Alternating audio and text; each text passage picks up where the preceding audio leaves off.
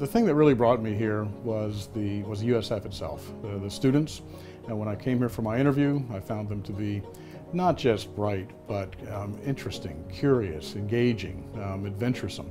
They were energetic. They were different than any honor students that I'd ever dealt with before. And so I was very, very pleased to have the chance to come and work with these students. Also, the environment here at USF is very energetic, very innovative. I like a lot of things about it. I like, for one thing, that I am in contact with the students on a regular basis, but I love being in with the students and being able to engage with them on a really hourly basis. Being a dean allows me to have some influence on the education that these remarkable young people get, and that's very exciting as well. I enjoy being able to design curricula, working with faculty, working with other administrators to deliver the very best educational product that we possibly can to these very, very deserving students in the Honors College. A baseball player. I played a lot of baseball. I was a catcher, and I played through high school and played a little bit in college. But I don't know if you know, catchers need to be big people, and I was never big enough to be a catcher. So my childhood dream had to die at some point. But luckily, I got interested in other things, reading, and lots of other activities. So, but that was my childhood dream, to be a major league catcher. Yogi Berra was my hero. I've always loved the outdoors. I love hiking and biking and canoeing, and for a long time I thought about being a park ranger. That was one thing I considered. As I got a little older, I thought about law school and thought about perhaps becoming an environmental lawyer and working to protect those beautiful natural lands that I love to wander through. I thought about those things. I thought about starting a vineyard at one point, but that didn't seem to be a very practical opportunity. But finally, in my sophomore year of college, I decided that what I really wanted to do was to be an English professor. And I discovered that I loved to work with young people, I loved to teach, and I loved literature. And that became my goal from a fairly early point in my college career.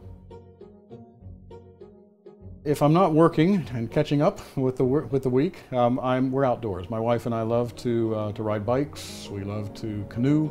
We love to walk. We love to be outdoors. So you'd find me probably on a bike trail, maybe the Pinellas Trail, perhaps up in the Starkey Wilderness area. We have fallen in love with the Hillsborough River.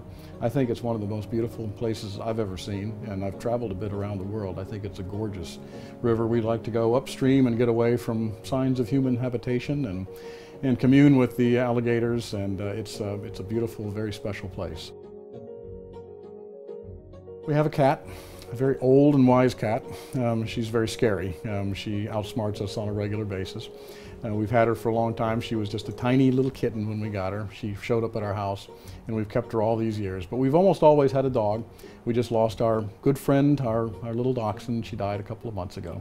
But and we're talking now about how to replace her. But we're going to have to wait a little while to do that. But we're animal people. We love animals. My favorite place to eat is Juniper.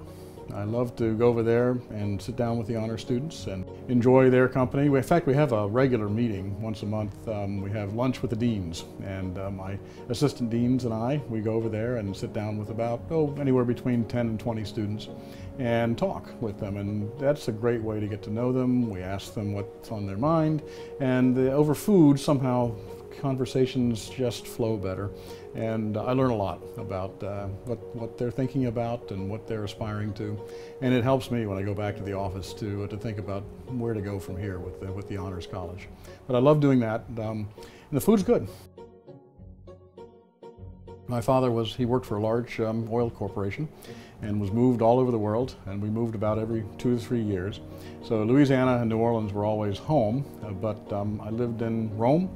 I lived in London for 6 years. The longest I lived any place before I went to college was in London, England. We lived in Philadelphia, Pittsburgh, Houston, a number of American cities, Bermuda. So when people ask me where I'm from and I need to give a short answer, I'll say New Orleans, because that's true. Mainly biking. I just love biking. There's something very magical, I think, about sailing along on your bicycle and under your own steam and moving at a very human pace so that you can really enjoy with the scenery and the life that you're passing through. At one point, I worked on a drilling rig. I was a roughneck. I know I don't look like a roughneck, but at one point I worked off in the Gulf of Mexico. I was helicoptered out to a drilling rig, and that was one of the things actually I did when I was just after I graduated from college and thought about living that life, staying out there, but that obviously had its limitations. I also ran marathons. They might like to know that about me. I used to run marathons. I know I don't look like that anymore, but age has its way. But I ran several marathons, and the last marathon I ran was in Paris, France, and ended up at the Arc de Triomphe and went straight into a little bistro and refreshed in all the proper French ways. I do have one, and I experienced it shortly after I arrived, and that's the convocation, the honors convocation, the walk down the beautiful Bougainvillea arcade between the Allen Building and the Marshall Student Center, complete with band, fanfare, and academics in robes, and hundreds of students trailing behind, walking up that arcade with the president and the provost. Was a very, very special moment. I've only experienced it once, but I'm looking forward to doing it many times in the future.